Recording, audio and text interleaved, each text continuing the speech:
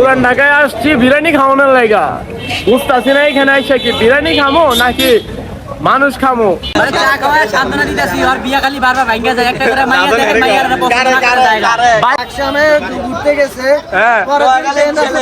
ঘুরার পরে কি কারণে 2 দিন পরে ব্রেকআপ।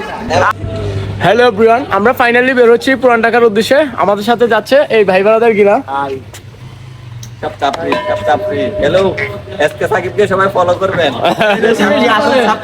ঠিক আছে, অনেক ভাই বারাদার নাই, আমরা বনানী থেকে 3টা বাইকে মোট 7 জন যাব।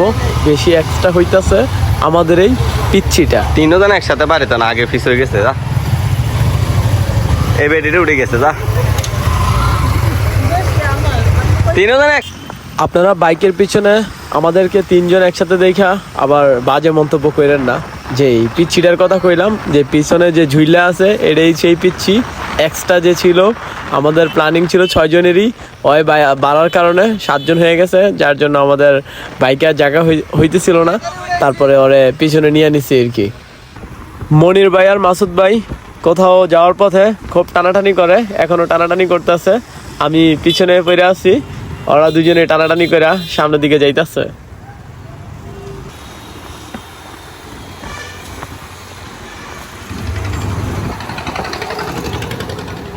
এখানে শত শত দোকান আর রেস্টুরেন্ট, কোনটার মধ্যে জামু বুঝতেছি না, আমরা দেখতে থাকি।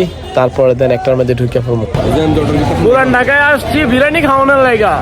বুঝতেছি না এখানে আইসা কি বিরিয়ানি খামো নাকি মানুষ খামো। যেই পরিমাণ মানুষ আর যেই পরিমাণ এই টেসলার জন্য তো রাস্তাঘাটে হাঁটাই যায় না।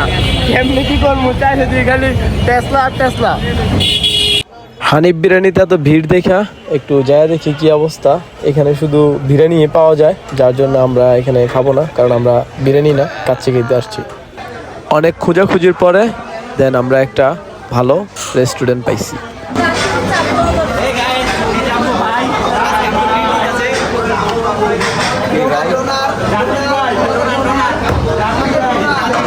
হাসান ভাই এমন ভাবে খাইতেছে মনে হয় যে শ্বশুর বাড়িতে আসছে খুব বেশি লজ্জা পাইতেছে। তুই বেশি করে খা, তোর তো এক প্লেটে হয় না। ছোট করে নেওয়া ধরস কে কিরে আমি খাইতেছি দেখ।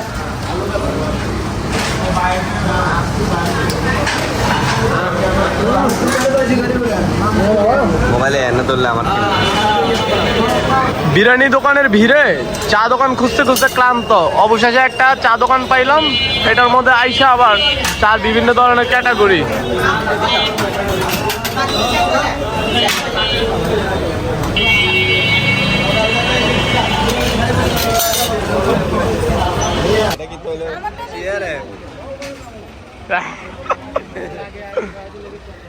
খা খা হালাল বেশি করে খা, বিয়ে করার মতো।